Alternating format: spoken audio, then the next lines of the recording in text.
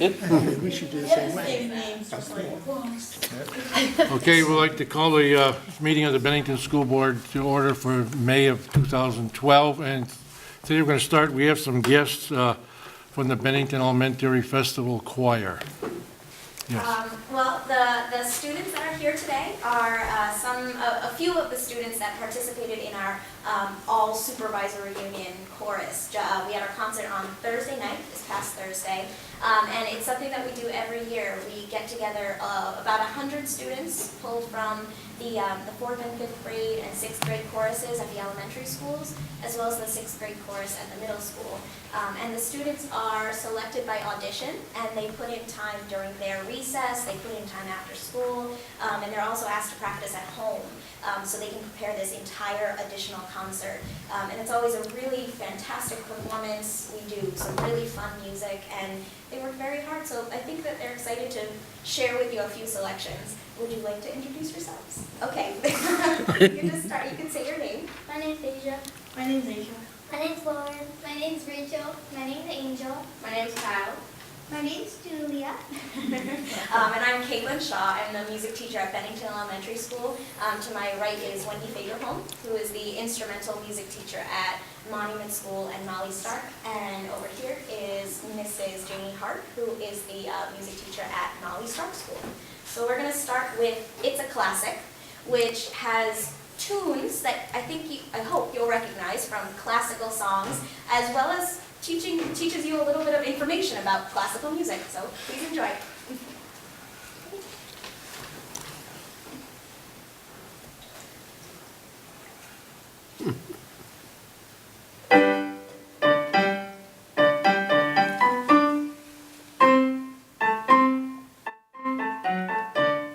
Way back 200 years ago, before the radio, there were no DVDs and no TV.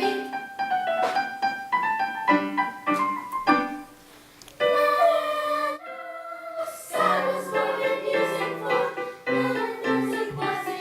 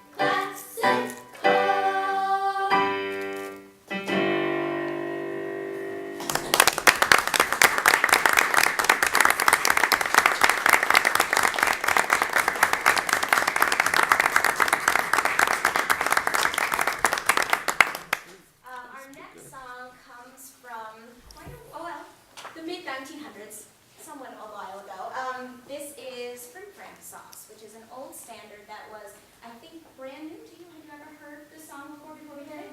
No. So this is the Frim Fram sauce.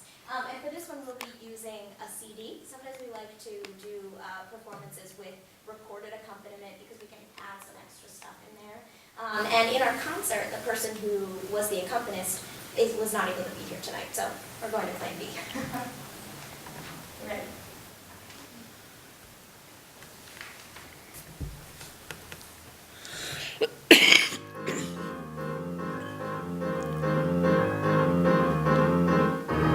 I don't want French fried potatoes, red ripe tomatoes.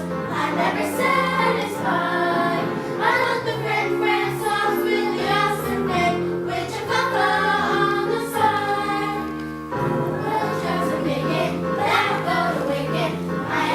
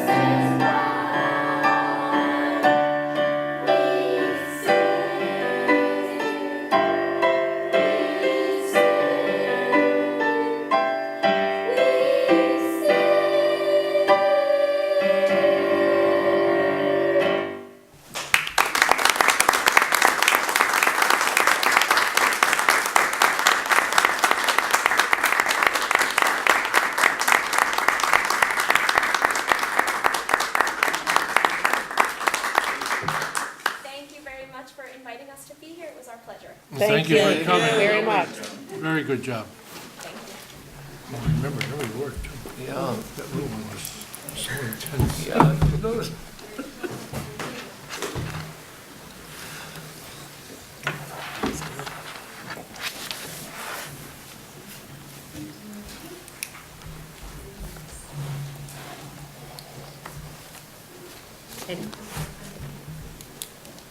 I'm here. Yes.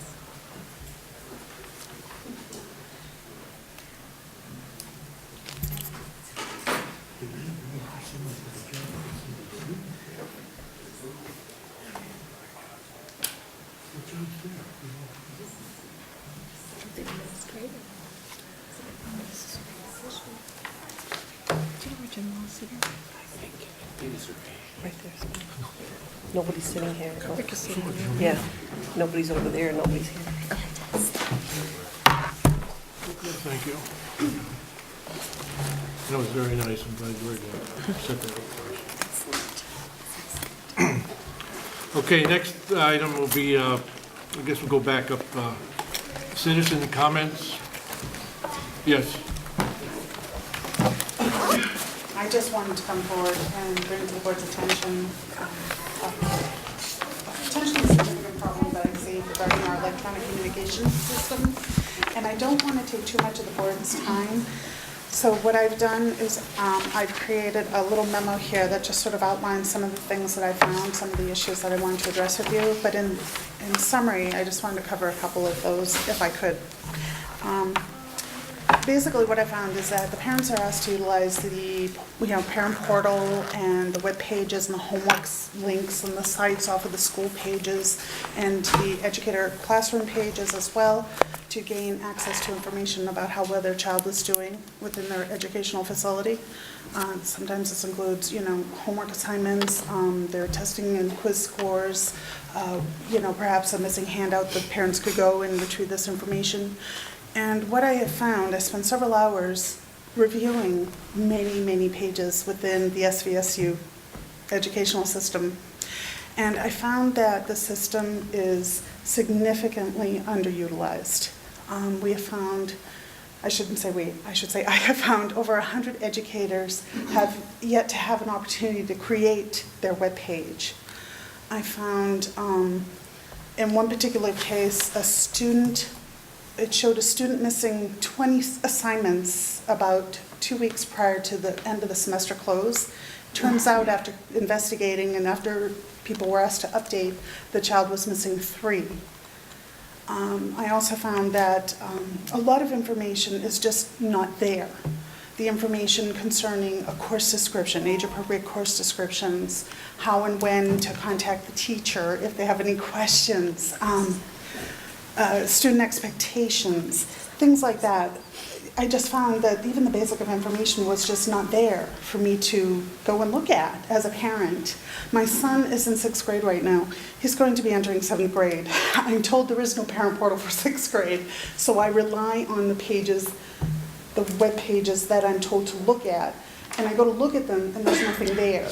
There's nothing that says, I find homework vocabulary words from February, and here it is April. And I just wanted to bring to your attention that if it turns out that this is an issue where, I know we've had a few things coming down the pike, that we had a hurricane, we had a new system that was implemented, we had the strike that, impacted everyone's schedule. But we're almost, I think, a year out from this new site being created and being developed, all the changes being made. And I'm thinking that we really need to have this be the main source of communication between the parents, the students, and their schools. We as parents cannot, chase down, I shouldn't say chase down, but it takes a lot for us to take time out of a work schedule, just like you do, to make a phone call, follow up on an email, when we could just look on the system and see what's there. Or we could say, if we say to our child, do you have homework tonight? And they say no. How do we know? They're supposed to write it in the planner, but that doesn't always happen. It would be good to have it there. And so what I'm saying to the board is just that if it turns out that the reasoning behind why the system is not being utilized, why it's not being updated with accurate information or critical information, If it turns out that it is due to perhaps, maybe some more staff needs training, that you dedicate the funds towards this endeavor. I have heard from so many families in our community that this is what they are told to utilize. They must utilize this system. And it just doesn't work for us because the information just is not there. It is wrong. It contains very old information, so we don't have a really good picture of anything.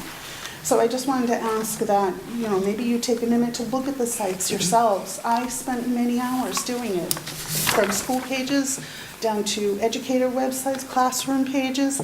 I do want to say that I came across two that were really intriguing. That was Mrs. Setzer's over at Molly Stark.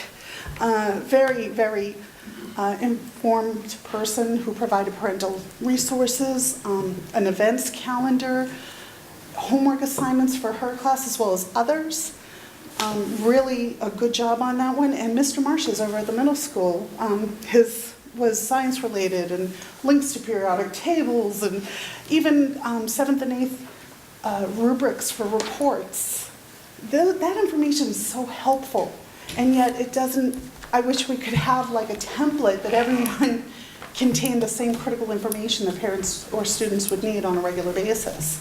So I just wanted to bring that to your attention. I'm hoping that maybe you'll take some time and look at this issue and maybe come up with a plan on how to maybe. At the present time, I could be wrong, but I don't think there's a policy dictating to each teacher that this is what you must have on site. I think those that are more familiar with it, those that are more comfortable with it, probably spend a lot of time and get it up to snuff. And those that are scared of it or whatever, maybe not know what to do, don't put a lot of effort into it. And maybe we have to get a policy or more training or what, I don't know. Well, then I think it's time we make a policy. Yeah. Because we have. it hasn't been that long since I've been a parent. Yeah, it has. But anyways, I have grandkids. And you're right, you can't get that information. It's very hard to, during the busy day to get a hold of a teacher to find out exactly what the homework is. And yeah, that should be up to date, should be daily. Should be a part of their assignment. Well, we are in transition, and Lori and I have actually spoken before, and she also has spoken with Frank Barnes about it. We are in a year of transition. I think that's what the facts are. We have to remember that we switched over at the beginning of this year in the summer from School Center, which was a template that teachers were using, and we switched them over to Google Apps, and we've been having Google Apps professional development, but not everyone is on that, and everyone hasn't gotten their pages developed yet, and we do have some that are more comfortable with the innovation and ahead in this than others, but it's something we're aware of and we're working on. The SVSU Technology Committee has a 5-year plan that looks at all aspects of this, and Lori did go to, I directed Lori to Frank to talk with him about it, and he will be visiting that. As far as the up-to-date information on some of the sites, including the SU site, we've switched our management of website management for all of the schools, so that's also in transition this year. And we found quite late into the year, because we don't monitor it necessarily for information like our curriculum, and it came to our attention late this year that the curriculum somehow disappeared. It's always been up there, but now it's not up there. So these are things that Frank is tackling within his department. He had a long conversation with Lori. So I think, we're in a year of transition, and that's what you're seeing. You're seeing the switch from the templated web pages where it was so static, we were getting complaints from teachers that they couldn't use their creativity on their website because they had to fit right in that template pattern. So we're in this transition of freeing up, trying to get more things. But we, it's work needs to be done, and we'll be continuing. It's just, I did want to say that I really do think that we need to have, this is our only link to how our child is doing. We have parents that work both full-time, some working 2 jobs, some working swing shifts. So it makes it really difficult, as you can understand, for parents, to have the convenience. They may get home at 11 o'clock at night. They can't call the teacher, they may or may not be able to get or find out what the assignment was if, their son Johnny forgot to bring something home. And I find a lot of parents are calling each other trying to find out information, and it makes it a little tougher for us. And it's also in respect to templates and hosting, and I understand all that. It's just that even if there was a template with basic information, we're not just saying they can go out and use. They want to design through this particular software or that software, that's fine, but maybe include the same information so parents have equal access to that across the board for the whole community. Because through the high school we have the freshman academy, through the middle school we have a homework button on the home page, as well as teacher websites and also teen pages. And then in elementary school, it's just really the educator page that sort of fills parents in on what's happening. So it is sort of like something that you have to know where to go to find that information. And it can be challenging at times. And in regards to whether to have educators participate or not, the thing is that if people are not going to participate, then another means of making this information accessible to the parents has to be developed. If it doesn't exist, we can't keep being told, go to the parent portal, go to the homework sites, go to the links. It's not there. Well, So we only have, Sorry. we only have a parent portal as such at the middle school, 7th and 8th. Well, that's 3 whole grades. Well, No, it's 2, that's, 7 and 8. yeah, it's out of the student management system. And our report cards are not, just for clarification, our report cards at the elementary are not electronic. So it's a lot that we need to enter the So I would think, technology age. I would think that between now and the end of the year with the teachers' in-service classes and, if there's a need for a topic, this would be a topic that would be Well, our worthwhile. course looking at into. Marlboro was precisely I on was just Google going to Apps. say, Yeah, but we had a Catherine, lot of- but is there not something that we can do to move this thing along a little bit faster than say, well, we're in transition. Well, how long are we going to be in transition? Well, I think Frank should come and give an update on where we are as an SU. And I think Lori's point is, we really need to look at the access to training as reflected with funding. So I think Frank probably would be the person to come and give us a good update Could you have him- and advise on, with the principals, discussions with the principals, how to improve it.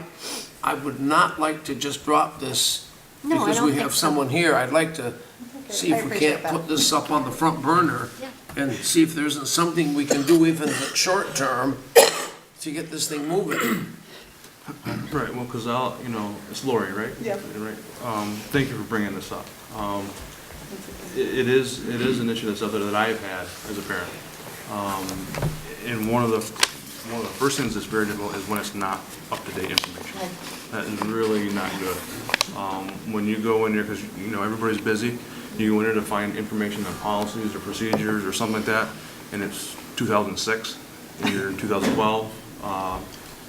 Those aren't good things for the community, and it is an information world, so Well, it's everybody's just our doing students fine. we're sitting here training our students and buying them netbooks and updating our system to accommodate Wi-Fi and the speed and the sheer volume of electronic media, but yet the information that's in the system or being inputted into the system just is not of the same quality. It's out of date or it's non-existent. And I just would appreciate this coming to the front and maybe a little bit of discussion being held about it. And I think you're right in the sense that there's, as a transition, and Frank maybe will be able to address this, but, consistency in that transition from one, as much as can be developed, because as one child goes from one school to the next school, then there's a transition of learning for the parent, so I think that is an important We're point that you actually in bring that up. discussion with the high school right now from the middle school, where that parent portal at 7th and 8th has been so successful. And that's really where it started. But we also need to respect that it takes time to actually Right. keep this stuff up to date. It And does. we have, and I'm not at all minimizing the importance It does or the take a long value. time. But we have to respect the fact that our teachers are doing a lot of other tasks all day long and are addressing lots of other things, and to actually stop to, on a daily basis, put this stuff in.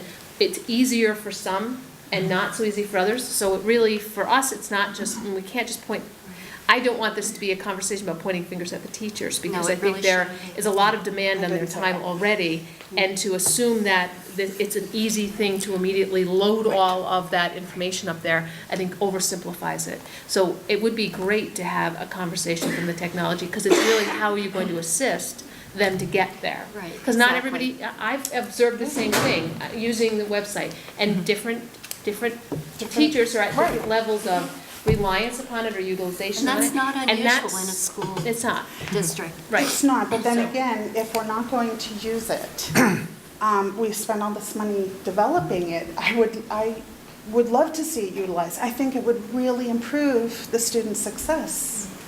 And also improve the lines of communication between the schools, the educators, and the parents to work cohesively as an educational team for that student. Even during our community meetings on education, it was brought up, the positive image of our educational system. If I'm relocating from outside, what am I going to do? I'm going to come to the SVSU pages, I'm going to look around, I'm going to see what people are doing, and I get coming soon, page not found, or information which I found, which was from 2009. And I understand how everyone is busy. I understand how parents are busy. And we all have those challenges in our days to, work hard and accomplish what we need to accomplish. And I just really feel strongly about this issue. It really needs to be accurate, current information if we're really to work cohesively. Thank you. If you're good, you have that document you want to pass? I do. Okay. Thank you very much. Right, and that by no means should There's this like ever be 9 looked at as, like you said, the teachers, it's a systems thing. Yeah. It's not like a person issue, it's a systems thing. Yeah, and I think what I need to do is make sure the principals get copies, and I appreciate your comment too, Lori. It does take an enormous amount of time to maintain a website. We've been on website. So are we gonna put this up to the June meeting? I have it on the, I think I started with my friend on the. Yeah. But I want the principals to be able to meet with Frank and really put together where we are. I'm sure it's as cumbersome for them as it is for parents. I mean, 9 times out of 10, that happens just as much. Yeah, we all want to be there. Okay, we go back up to number 1, Code of Ethics. Make a note to give Do we have a Jim and form Donna a we're supposed copy to of that. fill out? Oh, yes, Jim, Make a note to give So- Donna a copy. You may want to review But they usually some want of the- one that we pass around. You may want to review the contents of it, so that Just says we'll all work together, think fair share. it says a little more than that. Says it'd be nice to your business Do we manager. have one master one that you want? You can use any one of these if you wish to. Pass. Do you have enough? We all got one. Okay, can you just sign your name, this will be the official, your name's typed in already, so you can just, He's gonna have. This is a summary. I'll give a quick summary of what, while they're passing the Code of Ethics around. This is usually done at the spring of each year following board elections, so that everyone reconfirms their adherence to the Code of Ethics for elected school board officials.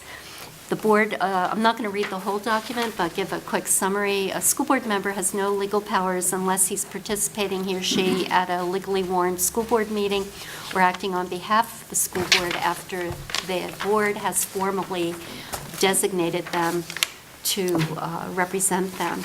And there are several categories of guidance here for board members: board governance, board administration relations, board member relations, personnel relations, community relations, conflict of interest, board preparation and training. And so what they're doing is simply reviewing these annually and signing that they will adhere to a code of ethics. You photographed that document and placed it in each school, do you? Yes, they're usually posted in each school. Take a photocopy of the front and the signature pages, and in some schools, they actually exhibit it with photograph of the board.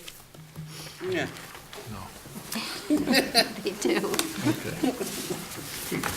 All right, next item, financial reports. Renee sent the treasurer's report today, and she mentioned she's going to, I guess she's paid all the major bills except for the payroll at the end of June, and she's going to get the paperwork for us in June to sign for a note to borrow money until tax anticipation. So we'll have that. Does anybody have any questions on the treasurer's report? No. And how about Rick's budget status? Did you, Paul, have a question? Please, thank you.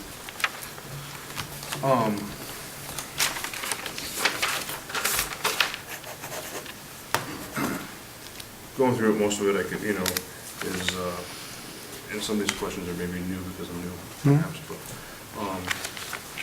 going through that, and I was just looking at, because I know that facilities is on the agenda in general, and we're talking a lot about buildings and things like that, so I have questions around the budget that's here, as well as maybe the ones that are coming, but around capital renovations. I was looking at things in there, in the first section, which I assume is broken down as, there's the 3 elementary schools, and then the very first section, the 2620, is that what is that section there? Yeah, if you're, the second digit of the account code, the second set, which is 2 digits, is the location code, and 00 signifies that it's a district-wide expense, so I'm assuming that's what you're talking about. You're talking about the area prior to when we talk about Ben L specific. Yeah. So that's district-wide expenses. So did you have a specific question within there? Well, just looking at it as far as from the capital renovations that were in there, we had budgeted the 60,000. It's in there as 100%, and then when you get down into the Ben Al, Molly, and Monument, we're at negative numbers under those capital renovations, and just expenses have been put into there. So I know there's a lot of going back and forth, so I'm just curious what were some of the things that maybe were planned, or were they? Yeah, the $60,000 is a district-wide number that the board put in a number of years ago. That is for unplanned expenses that is spread throughout the buildings. So if we have a need at Molly Stark or at Ben Al or any one of the schools, we'll transfer the money from that district-wide to the specific building, and that's where the expense is actually booked. That's where it takes place. No, I'm trying to find it here, but it should, in that line item, it should show no expenditures in that line item. Right. So we just transfer those out. The deficits you're seeing in the specific buildings have to do with the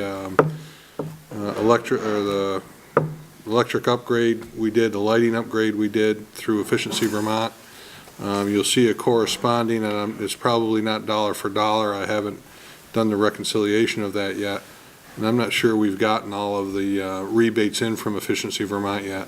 But in the revenue section, you'll see miscellaneous income of a significant amount of money, which covers the majority of those deficits.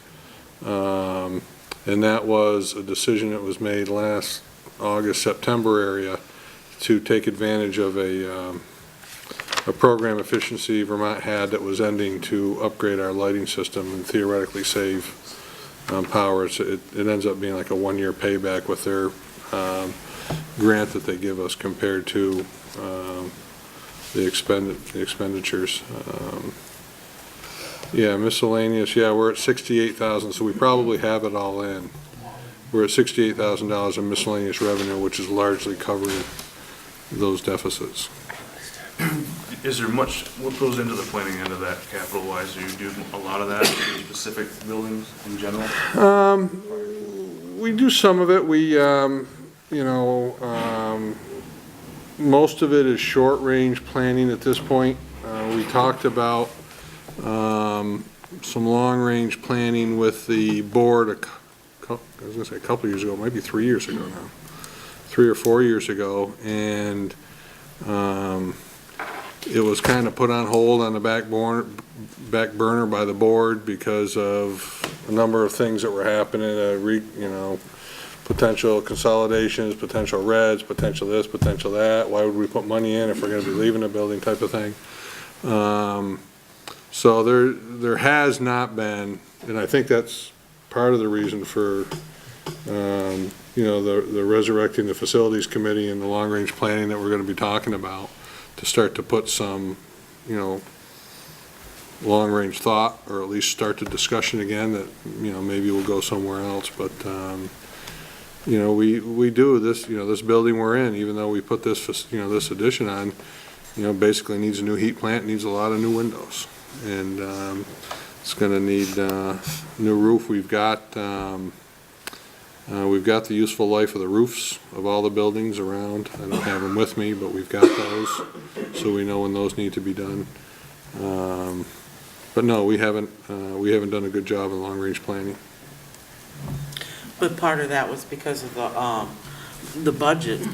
When the governor asked us, Governor Douglas asked us to level fund 2 years. So we had to choose between educational needs and, Capital. and capital. We are still putting away $50,000 in a reserve fund.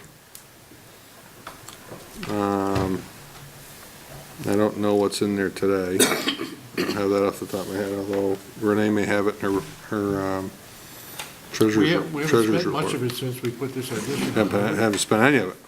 But we did talk about spending some of that money for the generator that, Oh, yeah, in the middle school. that we put here, potentially putting here. So, that's kind of been targeted for that. But that's not all of it. I know there's more money than that that's in there.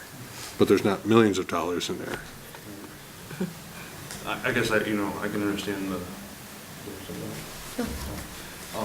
I can understand the difficulty when, the education versus capital with building and stuff like that, but, they both support each other. And- Oh, you're talking to the choir, Paul. I know, but I want to bring it up because if we're going to truly go into this and put up long-term strategic planning, then tough decisions will come. But it's going to be bonded. I mean, the reality is the scope of the improvements or renovations, or however you want to characterize them, whether they're maintenance or they're improvements. I mean, it really means preparing a conversation about a bond. And, I mean, if we can get the town to support, making improvements to the rec center, we should get the town to support improvements to our schools. Because our kids spend a heck of a lot more time in these buildings than they do in the rec center. So, but we need to define that, and we need to, justify, but there's not gonna be, there's no savings to redirect towards capital.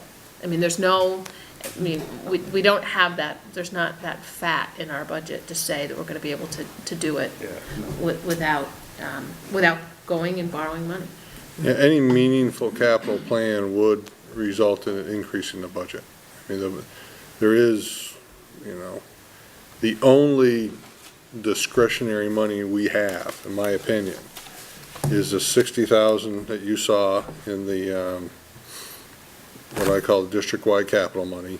And then there's, I think, 45 for FF&E for equipment, or 40. But that's it, those two line items. And, someone could call it discretionary, but it doesn't take long for the principals to be trying to get into the front of the line to get as much of that money as they can for things they need, not necessarily for things they want. So, the good news is we have some money. The bad news is the board made me the gatekeeper of that money, so I've got to parse out who gets what and how they get it. And so far, I think it's worked pretty well. I haven't had my life threatened yet, but it's those two items. I can't find the other, but I think the equipment is 45,000. Do either of you recall? Can't remember. What that number was? But, yeah, I think that. I think Jackie's right, though, and I think most of the board supports the fact that we need to maintain the buildings, but we've been in extremely difficult economic time where it's just been, what's the lesser of the evils that we've got to deal with? 40,000, so 60 and 40. And then the only other two areas that I'm curious about, and I'm asking about the maintenance and the capital end, because as we talk about whether we bond is small, large, medium, in between, doesn't matter. As far as for me and the people that I talk to and that will question me or ask questions, so we have, if the grand scheme, we put up one big building, we all go in there, that's great. Maybe that happens, maybe it doesn't. Maybe we end up having to keep 2 out of 3, or we keep all 3, whatever. But if we know we're at a point of end of life with roof systems and buildings that are likely to stay, what has been our plan to put the capital, that's not a bonded capital expense, that's the plan. It's probably a sinking You know what I fund. mean? So that's the only reason why I ask, so that when people ask questions of, well, how do you maintain, and what are the things, and you can say, well, all right, well, this is what's been aired and what's talked about, that's all. And the only other question, the 2 areas is under the maintenance of grounds and repairs of buildings, what are the things that are in there? What's that line item go towards? Is that? Which line item? Under maintenance of grounds and repair buildings for the 3 schools, they have different line items associated with it, but just in general, what things go to those? And they vary in size. Some of them, like down at the repairs in the buildings, we had line items of 20, 30, and 10. They're in a deficit right now. The maintenance of grounds, they're still in a positive, but I'm just looking to see what things are going into those as far as being coded and Well, routine stuff. I can't get you real specifics. Jerry might be able to give me some better generic answers, but typically the grounds, is repairing, maintenance, lawnmowers, gas, doing all the grounds work.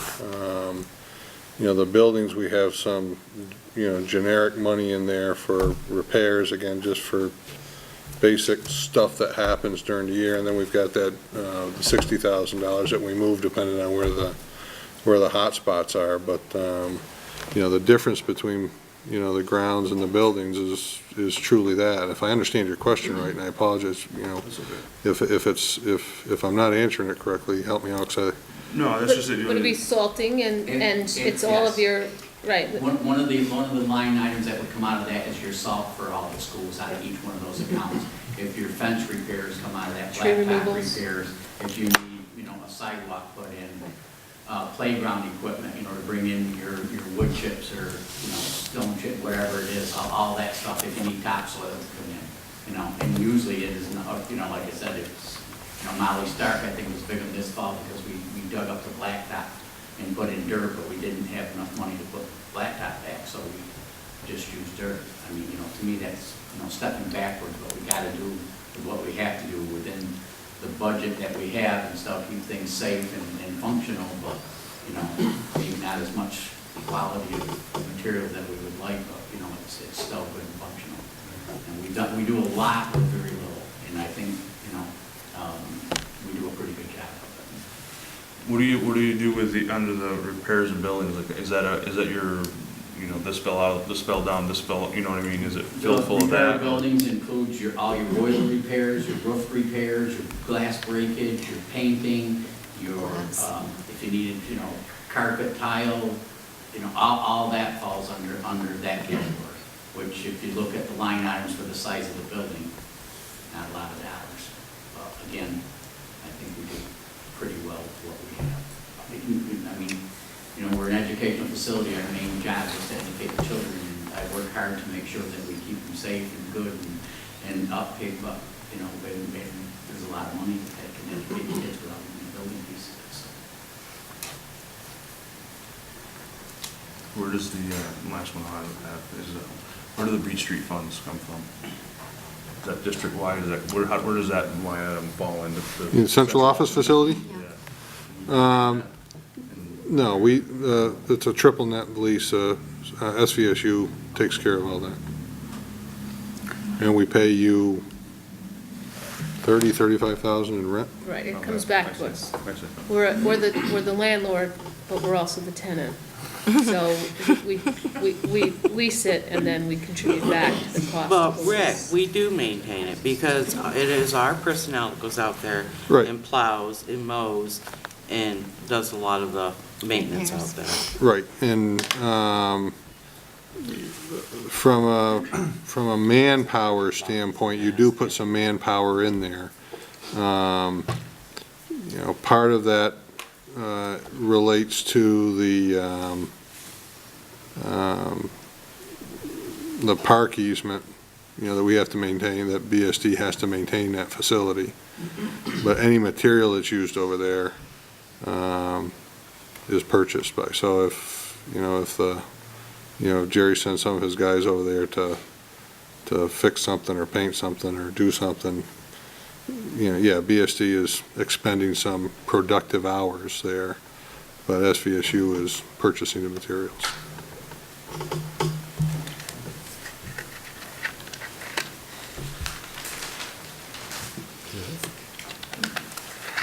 If you have more, go Not ahead. so much on the budget meeting, but what is the process that the teachers or principals have for, how does work get generated in general?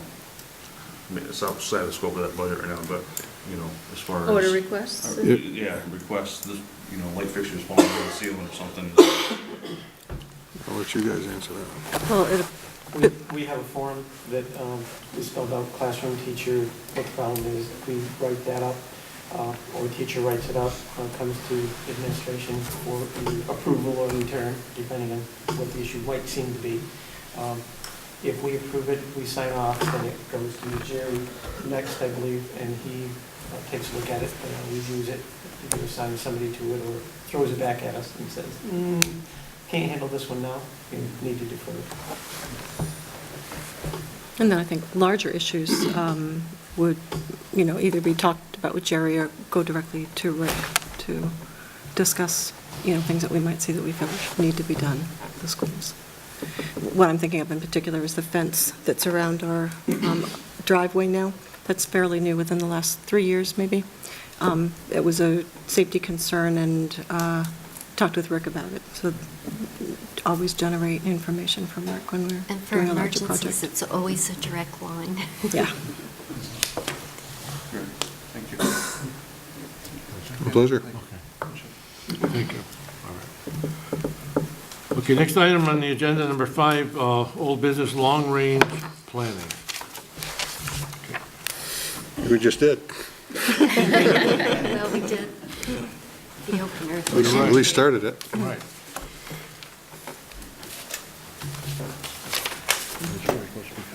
Now, when you say long-range planning, what are we talking about here?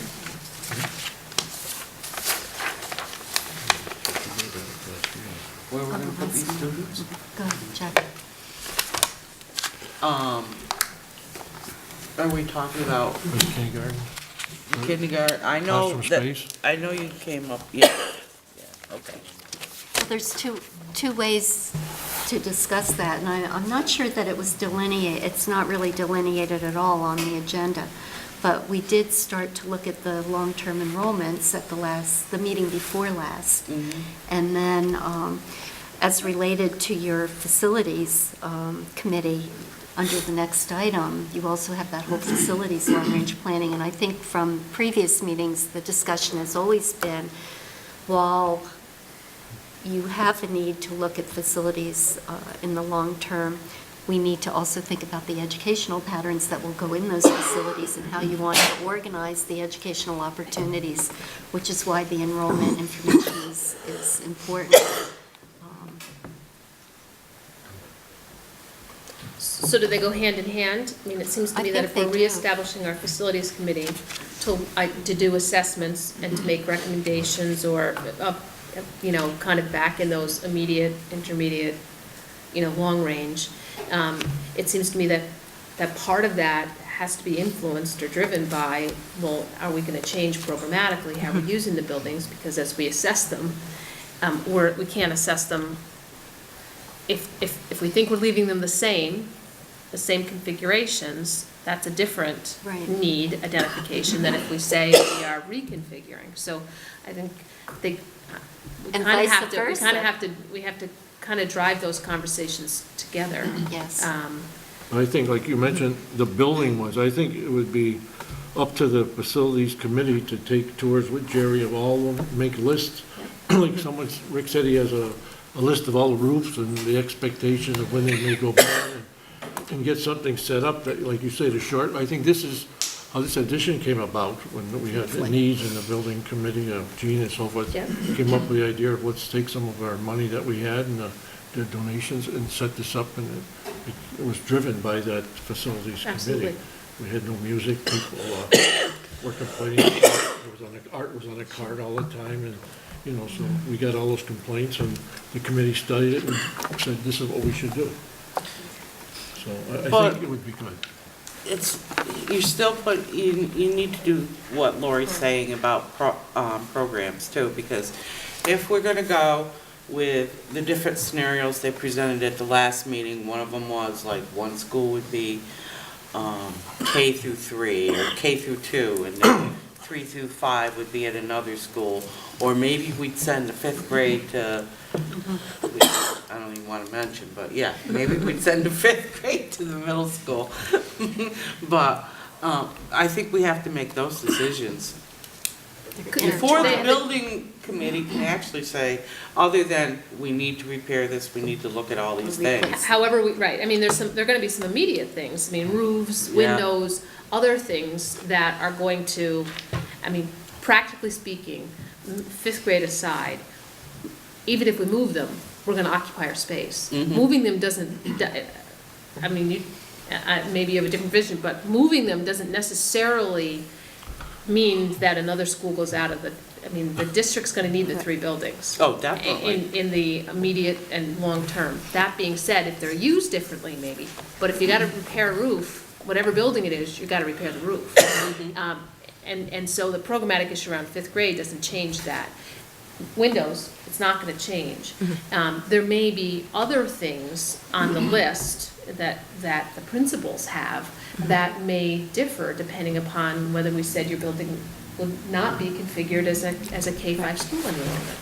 But some of that, I think the facilities committee can get started, but I think simultaneously we have to have the programmatic conversation. Yeah, because I've had a real sense from both principals here that they really wanted us to look at the programs. Yes, absolutely. And to come up with and Rick, he wanted a permanent solution, you know, because every year we're faced with these fluctuations of students, and this year it happens to be a big fluctuation and we need to decide what we're going to do with our building, how we're going to educate our students. I think that though what Lori is saying is actually this committee that's going to be formed in a few minutes is going to have short-term and long-term goals.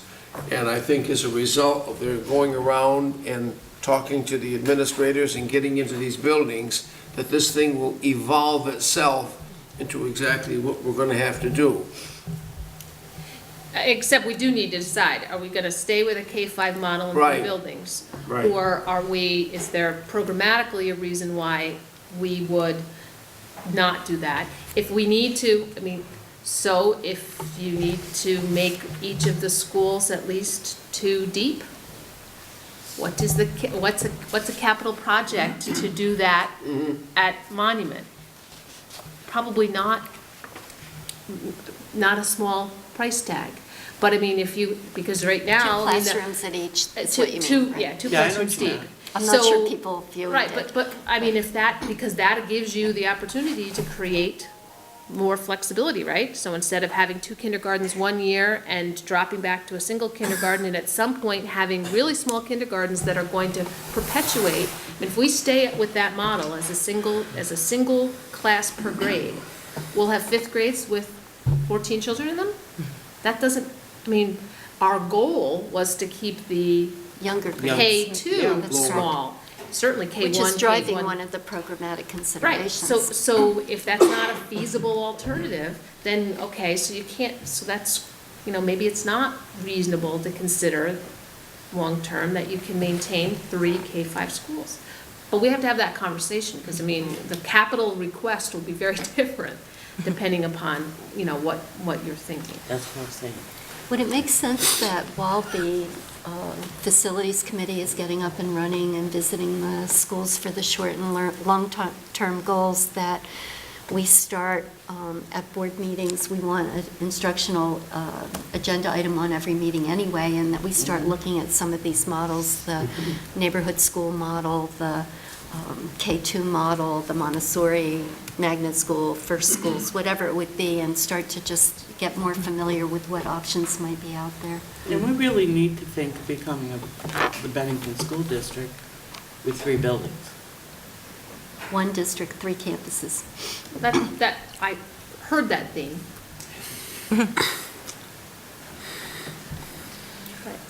Okay, Ken. No, I just, a little bit off subject, but not. I was just watching TV last night, and that they have the same problem with kindergarten over in Schenectady, where they want to take the whole kindergarten group out because of overcrowding them. For 1 year, put them into a different building, which separates the siblings and stuff, and the parents were really upset, and the superintendent was trying to calm them down, promised a 1-year deal, and But even 1 year is so disruptive. we're not the only one who gets a bubble, and things have to change for a while. That's true. Anyway, Rick had his hand up previously. Well, I probably should keep my mouth shut, but it's not a bubble. It's not a bubble. This it isn't a this bubble. board made a programmatical decision Programmatic. based on recommendations from administration That's right. Keep these classes. to have K1 class sizes of less than 15, 18 or 17. whatever they are. 15 to 17, cap at 18. We don't have a bubble. I mean, what I wanted to say earlier, and we've kind of gone past it, but I'll say it now anyway, is that, as part of this long-range planning, whether it's a program or whether it's building, I've got the draft of our updated 10-year projections, so that'll be a key tool. Certainly will. I'm not going to begin to try to remember what exactly said for BSD, but didn't shock me anyway, so it's, but there isn't, every once in a while we get 10, 12 extra kids the next year, but I don't consider that, Our class size. I don't consider that a huge bubble, but, the current issue that we're dealing with is a program decision this board made a couple of years ago about these lower, and I'm not opposing that, I'm just saying that we have put the Band-Aid on that for the last 2 years. Right. There are no more Band-Aids in the medicine cabinet. We're gonna have to figure out what we're doing next year pretty quick, because, we can't wait till next April to find another Band-Aid, because maybe one will show up, but I don't know where it's gonna come from. But I also suggest that we set a timeline for ourselves, because if we're going to make a programmatic change, it is not going to be driven by the kindergarten enrollment numbers in April, where people are starting with a mindset about which school they're going to. Right. I mean, if we're going to make a programmatic change, and there's programmatic justification for that change, we've got to, otherwise we're just going to say, Monument's going to flip back and forth, and for Every 3 year. years going, there's not going to be, until they cycle out, there's not going to be another opportunity, and we're going to, and that, I mean, otherwise, because we should say to ourselves, we want to make that decision by the early part of the school year. Well, during the budgeting, I would Budget think. season. Yeah. Well, you You need a lot of, You you need need a to- lot of data before budget season. Yeah, you need a lot of data before, I mean, you Yeah. do, because you need to know And- how's it gonna Well, you change wanna your sync it staffing into patterns, that. how's it gonna change your busing patterns, how's it gonna, we need to actually, I would suggest that we set a goal for ourselves for like September. Yeah. So that then Over the October, summer. November are really gonna be about, okay, this is the decision we This is made, how what it's does it mean gonna budgets, cost. right? And you might, It also you know, gives chance you might for need a whatever. program committee to look, because you might need 2 different tracks here. Well, And that's a what I was facility is thinking. facility, and program may not be the right answer, right term. Yeah, it is. Programmatic. Yeah. Programmatic is the right term. Because we also have all these affordable housing units being built in the town of Bennington, which is gonna mean families. It's not gonna be, Retired people. retired people or one person. It's more than likely gonna be 2 adults and children. These are, so, Over in and Brooklyn? there's over in Brooklyn, and I then thought there, that was a condo going in there. it's affordable housing. Oh, really? And, And they're done. Well, it's a condominium style, I think, isn't it? yeah, so that means families. Yeah. you got those places on Benmont Avenue that are all being rehabbed. And there are waiting lists for families to move into these places.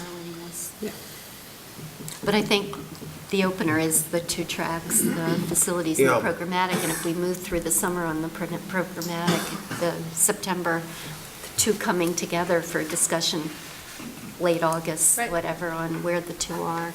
So does that mean two different committees, or do you want to do a committee of the whole for the programmatic and then a subcommittee for the facilities? Well, I'll wait. I have my ideas, but I'll wait till. Well, I think what appears to be work well is that we mentioned this facilities committee, and during the, it was brought up by George, he had mentioned that he would like to be on it and chair it. And then at the last meeting we had, Paul said that since he deals with that type of information and work every day, that he would be interested in being on it as well. So I think just that thinking of that 1 month brought these two individuals together, and I think they would make a good facilities, because they're really both interested, and they both mentioned that maybe they don't want it to be too large as Well, well. My feeling is that anyone that wants to be on the committee should be on the committee. So it shouldn't be Right. two. I think that any board member that wants to be part of this should be part of this. But now that we're talking about a second committee, a program. Well, a I think committee the or of programmatic thing whole. should actually be a committee as a whole. Whole, that's what I I do, because I think we need, as a board, to I agree. hear the presentations around, I mean, you guys had said, it was really, it was brainstorming on what the Right. programs might look like. But it's then to come back to us and say, I would love to see how a district comparable to us does a K-3 primary or a K-2 primary, and that has more than one building in their district, and whether they do separate that. I mean, I think there's, and how do families handle that? How do they handle the childcare, busing, some of the social issues that come with potentially having your children in that different elementary buildings. schools spread across buildings. And you might want to do visits. You might want to visit. Well, we may, but I mean, I think it would be very interesting to kind of know if that model is one that works and why people think it works, and then there's also the programming within a building. I mean, I remember we had a presentation in one of the go-rounds from, I think it was when the architects were coming, and they were talking about how they Houses, had like- schools within Schools within probably, schools, but it was at the houses. elementary, it Yes, was at a it was. K-8 school, and they talked about how they differentiated within the school. That's right. Houses, yeah. And that allowed more opportunity for professional development within that school, more opportunity for kids potentially to move Yeah. within the house on different areas. And so that was an interesting, It was. an interesting presentation. So, but I think we should all hear that, because if there are models that we really want to tease out, I think we probably all need So to we'll hear it. add- And I add it actually to think agenda if we do items. it as a committee, if we do it as a group, I also believe it educates everybody else about our conversations. Yeah. The committees don't get the coverage. The committees don't get the airtime. If we put that programmatic stuff on our agenda and we even tackle a model Each every other time. month Yeah. or every month, Yeah. Has to be every month. every month. If we're gonna do it If by we're gonna do it by September. That was my We still suggestion, have just the put it on as an third- agenda. Week of the month that we could spend 2 hours. Tackling it On as a a group too. convenient day, Yeah. Monday was the normal day, Yep. but we could You do could. something like that for June, and then maybe, not July, but maybe August and into August, yeah. September. Yeah. Get 3 meetings to get all the ideas and to give Yeah. people, the administration a chance to research and put their stuff in order. Yep. We That would sounds good. appreciate that. Yeah. that's good. But does anybody else then want to, So you Yeah, want to that have a was- second meeting each month? Yes. well, would you for 3 Well, times? as needed. July. Except July. You're gonna I need We'll think start July we with, can we'll put off. start with June and Yes, yeah. with the first one. Is there anybody else that'd be interested on the facilities with Paul or George? I have an interest in the facility committee. Yes.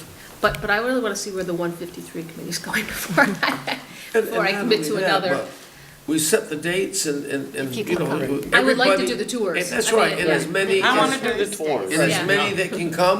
I want to So do, I maybe mean, I really want to be part of the tour. Thursday, definitely the Thursday tours. morning, late morning works, I think, well for everybody, right? Thursday is Lunch or lunchtime. Thursday. I think that's the day that you have flexibility. Well, anytime in the As long as you morning get is good for notice. me. you know, Right. get notice. All right. And you as busing, yeah. And if we're I gonna think that have a was the second time. meeting, I need to know in advance so I Yeah, can we get will. this scheduled. With my boss. Did you want to set one for June? Starting in June, you're gonna. You want to start a second one in June? Well, I would defer to, I mean, there's a, Well, I it think really depends Why upon not, whether Ken? the, be Well, able, that would give you 6 weeks to get something together. 'cause We're gonna have to, there's so much that needs to get done in such a short period of time, we're just gonna have to. all right, so let's, yeah, I'm so not let's worried pick, about the let's two pick meetings. We're at gonna have Third to Monday get in it June? done. Yes. Is Mondays all Monday's a right? good night? I'll make sure it's all right. I just need to know in advance. Third Monday in June, Okay. whatever that happens to be. I'll find out. Okay, that will be a committee with one focus. That'll be a board meeting. Board meeting, one agenda item. Yeah, but let's not just load, let's not load the agenda, let's. That's it. Focus, That's it. focus. All right, that's June, fine, August, and September. that's fine. Okay, now scheduling tours. Everybody said Thursday is a Late good morning, morning. Let's see, what's today? You're talking next Thursday. No. whenever you want. I mean, It's I'm just saying I can't- Thursday. Well, I can't make the next Thursday. Well, what's the Any date? Thursday except for the first Thursday of the month works for me, Except the first. except for the first Thursday of the month. So the How next about- one is the 17th. I can make the 17th. Yep, Thursday the 17th. Why don't we do a tour on the 17th? And that May gives- 17th? It gives everybody a week, May or 2 17th, weeks. Thursday, May Gives 17th. everybody 2 weeks to set up the And tour. would we try to do all three buildings at the same time? It's gonna take We you, can't it's do- gonna take you a You long can't do time. all three No, buildings at no. all. You We can one- only do one. One building a day. I recommend we, Does one day work better for either of you? does May 17th sound okay, Donna? No. No, There's No? potential conflict with the Bad? Department of Education. Yeah. Actually, I may be rescheduling that, but I will know tomorrow. because that's scheduled for 10:30. May right? 17th is I not left good, them a Donna. voicemail today. No, we have right now, we have the DOE scheduled to come and meet with everybody at central office at 10:30, but Catherine is saying she may. I may reschedule Reschedule that, so that. I'll know tomorrow. I left a voicemail today about rescheduling. Well, let's pick that. another date now while we're all together. 24th? The following Thursday? It seems like it's a good day. So Either, why don't we say either the 17th or 24th, depending on, and We should I should find out. know tomorrow. You- Because if I you- reschedule them, it may be rescheduled to the 24th. Catherine, 24th is style Email us. screening. I will. Is that all right? Could I make a We're only suggestion? gonna do one of you, so if, Oh, I thought you were going to do us all the same day. No, we no, can't. No, no. so we're only gonna do one a day. I suggest we start at Molly Stark, Okay. all right? 17th or 24th at Right, Molly depending Stark. on what the DOE schedule. Time, Okay. are we not quite sure? Is Can we it pick time? 11? Oh, I don't know, whatever time. Or, Let's go. or anything, at 11 Does, or 11:30, you know, something like 11. 11? Okay, 11. 11 o'clock? Yep. Does that work for you, from wherever you're Yeah, going? yeah. 24th? 17th. 17th or Catherine will email us 24th. tomorrow and let us know I exactly put which day. them both down, all right. All right, Yep, Molly Stark. perfect. So we'll meet in the front yard? 11 a.m. Jerry? Yeah. Yeah?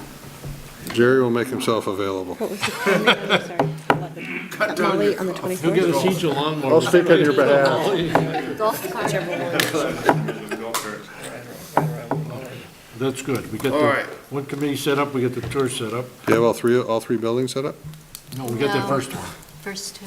yes. Well, actually, Depending would on the DOE schedule. Yeah, we could do the Would the- 17th and the Would 24th. the DOE I- automatically go on the 24th if it's not the 17th? Not necessarily, no.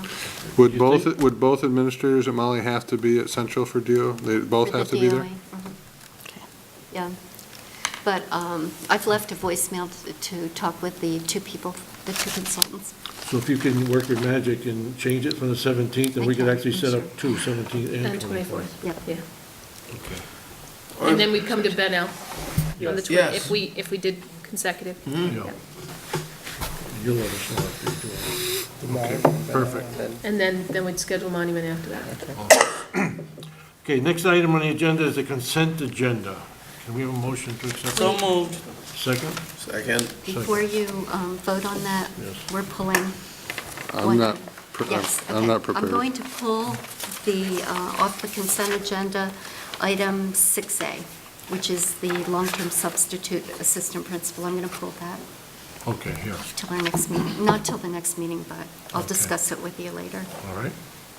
Any questions on the minutes or the warrant items? Seeing none, all in favor? It's pulled. Yeah, Okay, it's all in pulled. favor? Okay, unanimous. Thank you. Okay, committee reports. First one, A, Act 153 Red. There's really no update since our last meeting. We are meeting this Monday, and I've not seen the agenda yet. It's going out tomorrow. Yeah, so the group is getting back together. If I get my work done, it's going out tomorrow. Is there any word Or yet? Friday. It may go out Friday, depending on the stir. No, I remember they were mentioning about if they're going to need more dollars to That's run the what they're- committee. You're still working on that? That's my work. All right. Wait a minute. They don't know yet. We have, and it would have to come back, it would have to come back. It would Don't have to be come back for alarmed. everyone. Don't be alarmed. There's no expenditure can be made without the approval of all of the boards, but we don't even know if there's a need for any additional dollars. Yeah. That's They being have assessed not at this expended point. their budget. All right. They have not expended the whole budget. Just trust me, George. Yeah, trust. It's a popular route. Famous Okay, last next words. item is the food service advisory, but it states here that they're going to be meeting on the 17th, so we have no update for that group. And the technology committee met April 23rd. Yes, they did get an extension, so it's a question of whether they're going to do a report for June. Oh, So that's An extension on what? to submit the plan? on submitting the plan, but they haven't, that hasn't been decided. What plan? Yeah. A 3-year technology plan that was that's supposed to go to the state, Oh, that they've For the been whole working SU? on. I didn't know that. It's like being a website. Is there any more information, update on the director of technology, about status of what's going on there? We have one. There will be at your next meeting. Okay, there will be. Okay. Next item, number 9, superintendent's report, joint SVSU leadership team. We had at the last SVSU meeting, a joint meeting with the, I didn't, but I'm glad you did. We can read them out. We had a joint meeting with the leadership team from VSU, and the task was really to look at goals for the supervisory union. We are working together to bring an identity that's more uniform about our focus for the supervisory union as a whole Yes, through all the thank you. districts, and really setting goals that are public and that everyone knows that we're working on. And the 2 goals that were voted on for the meeting were all students are inspired and engaged to grow, learn, and progress, and student achievement improves. And the objectives under that is, one is all students will be reading on grade level by the end of grade 3, and all students will meet mathematics benchmarks by the end of grade 5. The second one is staff, students, parents, and the broader community are positively involved in education, and a culture of inspiration and engagement is developed. And there'll be objectives and indicators under this. We spent most of the time discussing the tough issue that's really been a goal of mine since my appointment, and I think it was Dawson that asked me over a year ago, will my goals change? And I said, no, we're still working on, especially on communications, and that's where we spent most of the Well, discussion. the And 3 we- of them were brought up, they were read out loud. 1 and 2 went over nice and smooth, 3 was up, Rick raised his hand, and caused us for 2 hours worth of discussion. It wasn't quite like that. What was 3? Yes, it was. Communication. Oh, We couldn't decide whether it was communication between boards, between the SVSU boards, between administrations and all that, so we spent 2 hours Right. brainstorming. But there is a commitment. Well, Ken, since you don't like my communication, I guess I'll go home. You're excused, Mr. But there was common language that was developed, and there was a consensus around that language, which actually included standards of behavior within that communications of trust, respect, honesty, And there was a lot of consensus around that. That will be on the agenda for the June full SVSU board meeting for adoption. The goals then will go to each of the boards, and the hope is that you will all adopt these additionally to your own goals, so that we're all focused on the same direction. And one of my wishes, and I think we're getting closer, is that we come up with a new motto. You'll remember that in the late 90s, the motto from that strategic planning was striving for excellence. It comes out of the continuous improvement model, at least I think it does. And we all, as educators and parents, agree that everyone can always improve. You know, there's always room for improvement. But when you have that on a sign or on your stationery, striving for excellence, some people ask, why are you always striving? Will you ever arrive? And so it seemed as if there ought to be a motto that is more in tune with what we're trying to do. And so the one we're looking at is engaging and inspiring all students every day. Something like that would meld in with the goals that we've just talked about. What's interesting to me is that the goal about reading by the end of grade 3 is actually in statute. It's 2613, I believe. There's actually a law that says all students will be reading by the end of grade 3, and if not, they'll get supplementary services through grade 5. So it's worth us to really take a look at that and see, what support we have, and something probably the legislature should pay attention to, not to change it, but in terms of supporting school districts in achieving it.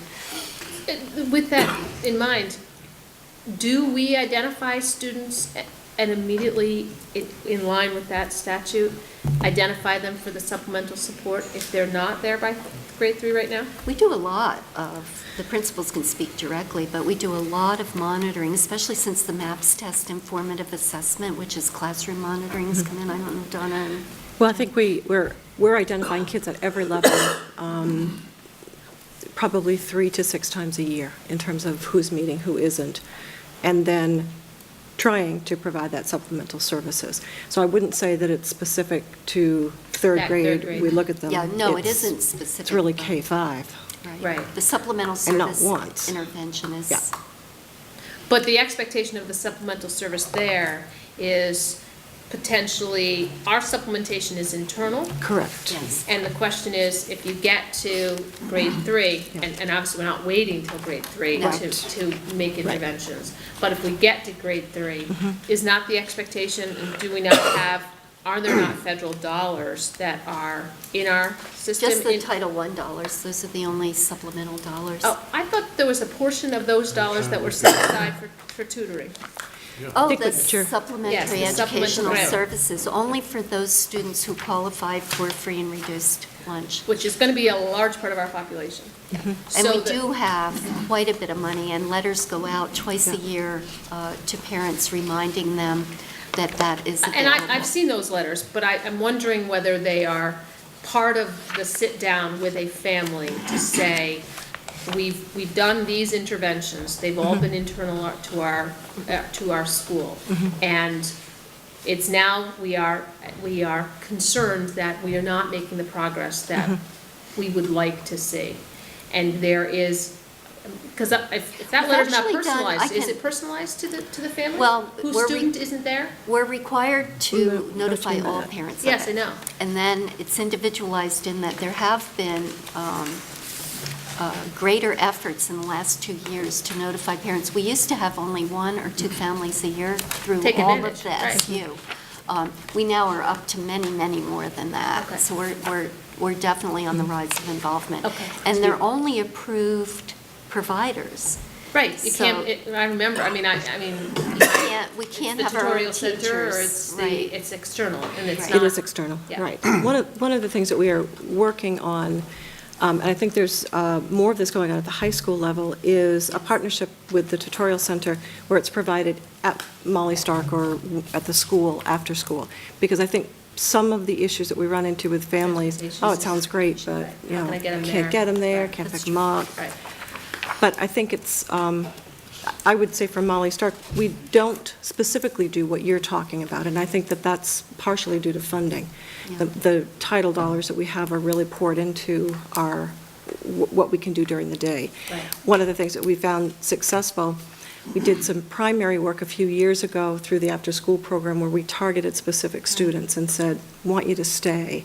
For an extra 45 minutes, I remember. Correct. Right, And right. that really did make a difference. But Right. that got into some, there's always glitches, and we weren't able to continue that. Would that topic of students not reading on grade level be brought up at the teachers when they sit down with the parents and go over the report card? Or do you, Well, they certainly I do know it's a do hard that. thing to say, your youngsters in the third Well, reading. no, that really, it really happens at the grade level, but I think what Lori and what Catherine, you're saying with the statute is that we want to be specific in third Well, grade. once you get to that, when you get to that point, the Here's what's expectation is that they're supplemental, not the internal supplemental Right. anymore. External. It's But external. because we are not, so it's actually been in my thinking for a long time, and my recollection was with the title dollars, that there is a portion of those dollars, I remember that Yeah. are set aside That's specifically right. to meet They the have to be tutoring, set aside. Correct. or available for that tutoring. Yes. They And have to be set aside. They're only, the title dollars only for those that are below proficiency, that are on Free and reduced lunch. eligible for Right. free and reduced lunch. Right. But 2 years ago, we had Medicaid dollars that we were able to use as well for those that weren't free and reduced. Unfortunately, this year, we don't have those dollars. Right. So it's been difficult to not be able to offer all the Right. families that additional tutoring. But the other thing about this goal of ours is that it's supporting the schools where we're looking for more immediate intervention immediately, whether it's kindergarten, first grade, second grade, or third. Right, exactly. Paul? Yeah. I think I understand the letter or the information that go home. You're saying there's funds for those services that go home in those letters?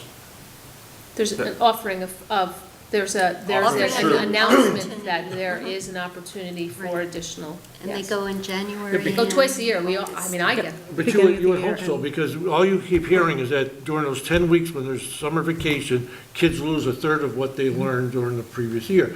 Now, if those kids aren't reading on grade level, you would hope that you'd be able to tutor them, 4, 5, 10 hours a week But during sometimes the summer. tutoring is actually, it's not even the summertime, it's actually, After school. I'm During aware the of school. families But I mean, who are using the, as the after-school activity Right. is to go to the tutorial center and, really sharpen whether it's a math skill or it's a reading skill. Reading is kind of foundational for even math, And so. the class- But if the kids are teachers- deficit at that point, the summer's coming and you figure they're going to lose a third of what they learned and they're already behind, you'd hope that the ones that are really deficit, they would get the opportunity to go to the tutorial center or something Right. set up. Can we set up these, I know what you're asking. Well, no, I'm just saying, I've seen those letters, and there's nothing in there that tells me that there's fundings for those services. Because yeah. your kids It says that there are opportunities available. Yeah. There's opportunities for learning, but there's nothing there that says that there's funds for those I think services. the letter letter's references that required there's, to say- because it's it's a federally there is. required communication. Correct. It is, and we have to post it on our websites Yeah. as well. But because, like you say, that it's, in June, the kids are gonna lose 1/3 of what they learn during the school year, is there a way that we can set up to have these classes at Molly Stark Well, I don't or know. I think we Bennell have to check. or? Well, Bennell has some program in the summer. Part of it's academic and part of it's others that, kids do get tutored. Well, we have summer school programs through Molly as well. Question? I just wanted the board to take into consideration, one of the biggest challenges with the offered tutoring is transportation. Right, that's You- what It's Donna a said. big, huge issue for those parents that don't have transportation or rely on the school bus system, to take their child to and fro.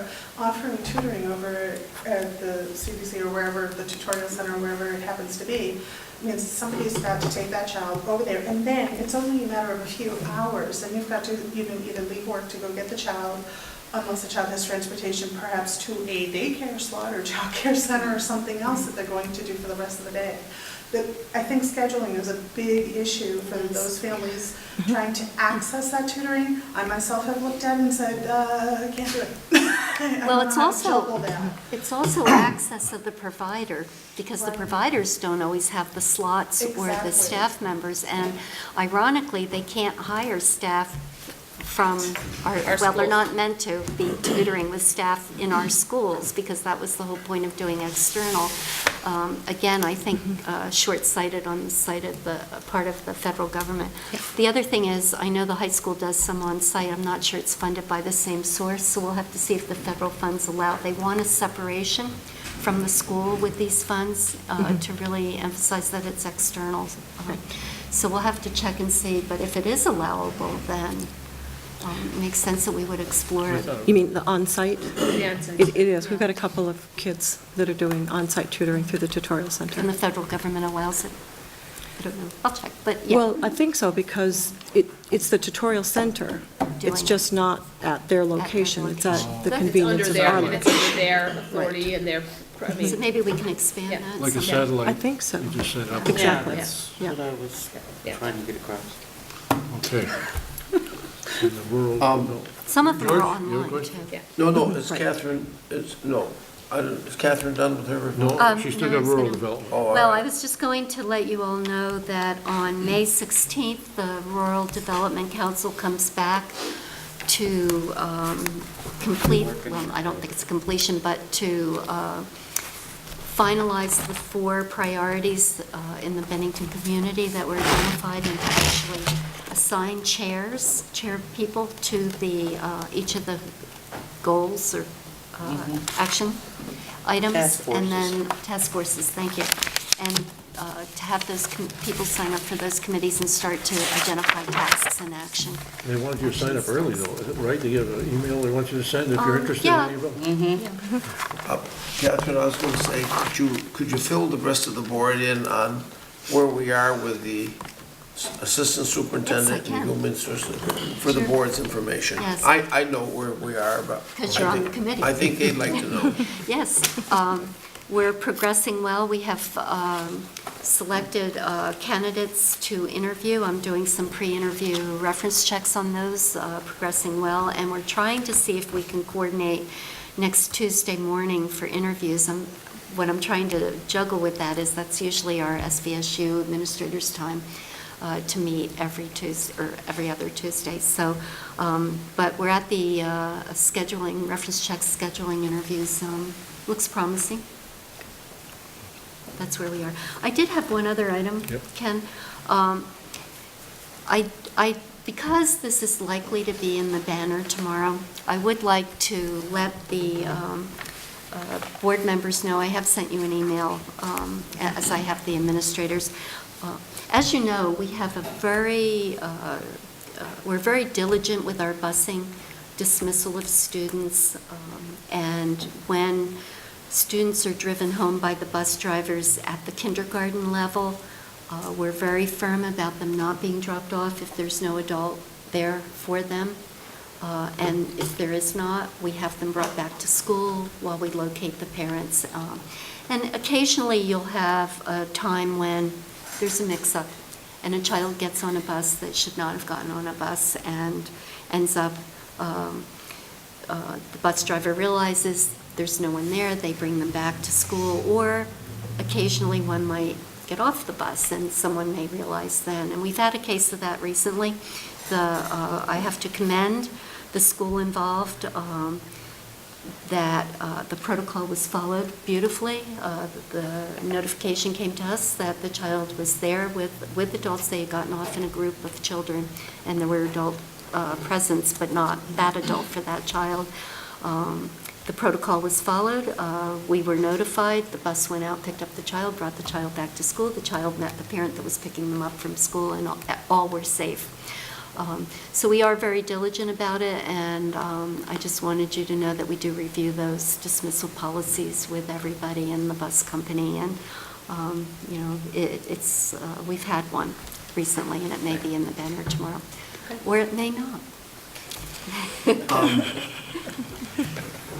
And that was my They have last. better things to write about. Other business.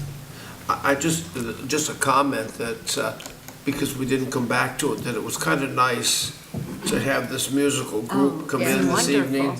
Wonderful. Wouldn't it be nice if maybe we could take 15 minutes out of each board to have, it doesn't have to be a musical group, but it is awful nice as a board member to see, have more contact. Well, we've also talked about, I remember getting on the board and saying, you know, in a welcoming way, to give teachers the opportunity to interact with the board. Absolutely. And Yes. whether it's showcasing something that they're doing that's, you know, that the kids are very excited about, whether it's a social studies project or it's a, you know, it's around a field trip that they did and they want to share with it, you know, whatever it might be. Yeah. It would be really neat to have, I like you know, it. to kind of see the kids with their teacher and Let's something do that they want to share. I mean, I think it actually showcases as well an opportunity for the community to see So- these involved. And I think, Lori, your point, and George's is correct, not just the students, but also the teachers. Yeah. They're wanting ways to Sure. communicate with the Well, board. So- those kids love that music teacher. Our, I mean, they clearly love that music teacher. Our superintendent will meet with our principals and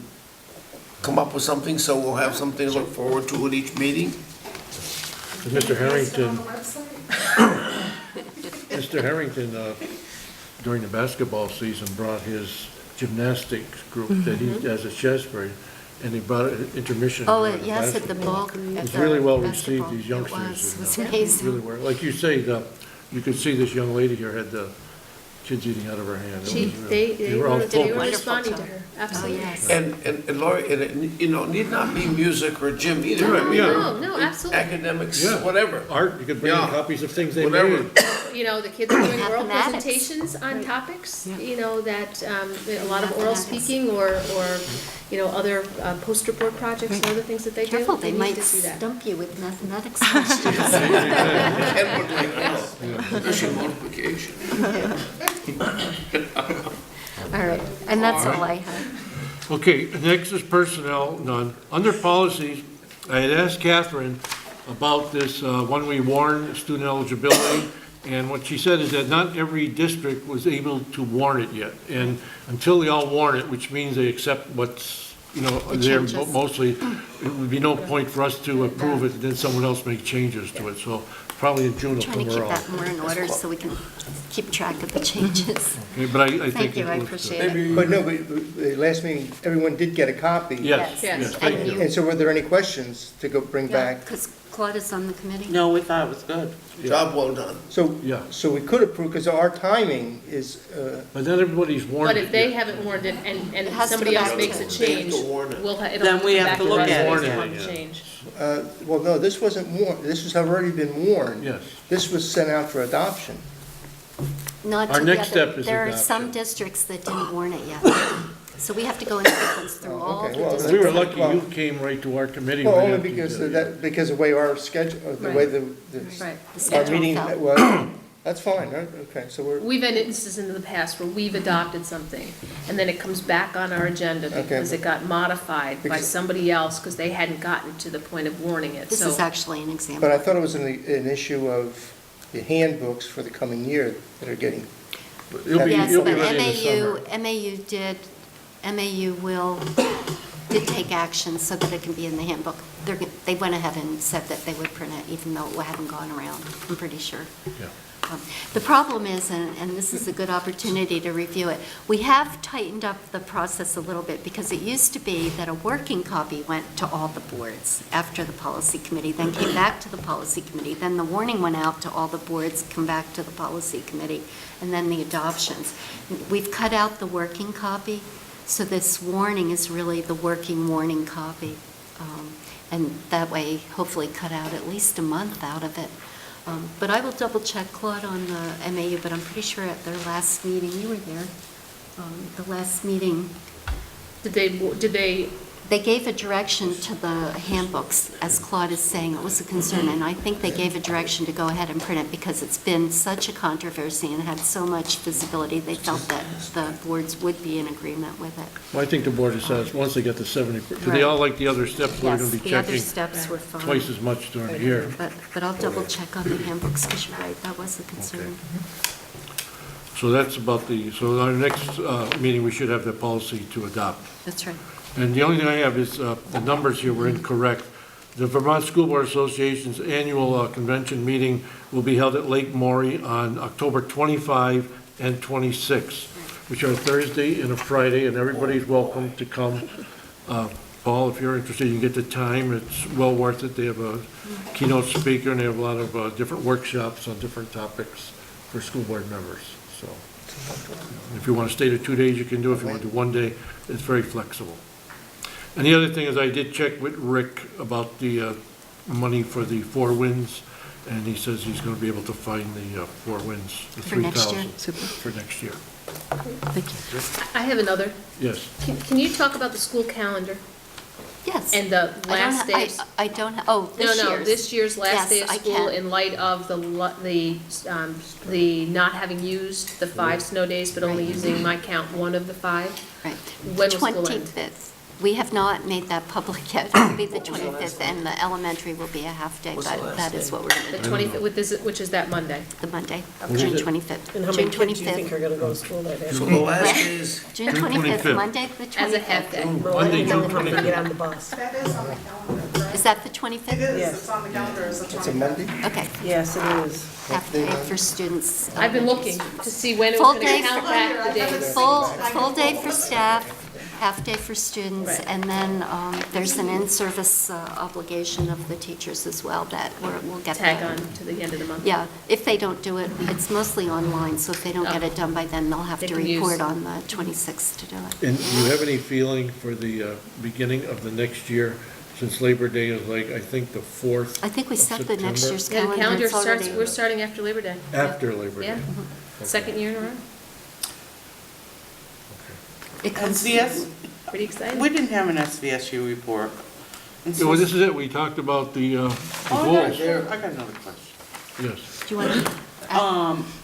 The teacher's contract, they were supposed to form a committee and start looking again at it in January, did they? Yes, the collaboration. We did, and in fact, to bring Ken up, because he was on that committee, or that meeting, at that meeting, I met with the BSD administrators last week, and we reviewed where we were in BSD with the collaboration, and my assignment is to contact you and see what Tuesday flexibility you might have in the mornings to come in and meet, so that we can get started on that. So is it my understanding that the contract ends in June again? No, we have another year out. Oh, okay. Yeah. The con- That was scary. 2 years. Just the thought of 2 years it. out? Yeah, I think it's 2 years out. It's 2 years. It's 2 Yeah. years It was out. 2 years, I wasn't This is the sure. first year. It's 2 years out. This is the and first then of the 3-year. ESP Oh, I and thought it was administrators, No, the ESP and administrators end ESPs are this shorter. June 30th, Well, 2013. ESP hasn't even been come, Well, I haven't come can back to us give you an yet. update on that, too.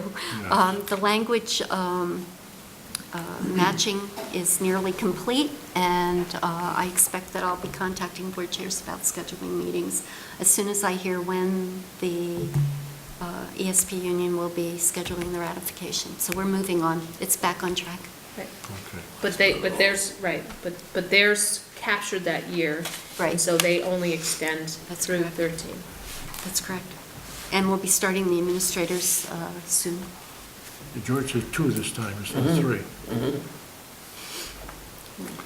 Okay, does anybody else have anything else they'd like to bring up? Nope, nope. Okay, task list review is, Frank Barnes will come to the next meeting in June about parent links and give us a report on, a tech report. We're going to put it on the agenda, starting in June, a second meeting each month to talk about, Programmatic. yeah, I didn't write that. That's right. Programmatic configurations. And then we're going to schedule tours of the buildings. We're going to start either May 17th or the 24th at Molly Stark at 11. And I'm going to send an email. Yeah, if it's going to be, Which day? Yep. if it's going to be the 17th. Bring teachers or student presentations at each meeting. Catherine and principals will work on that. And that'll start June meeting. Student activity policy adopt next meeting.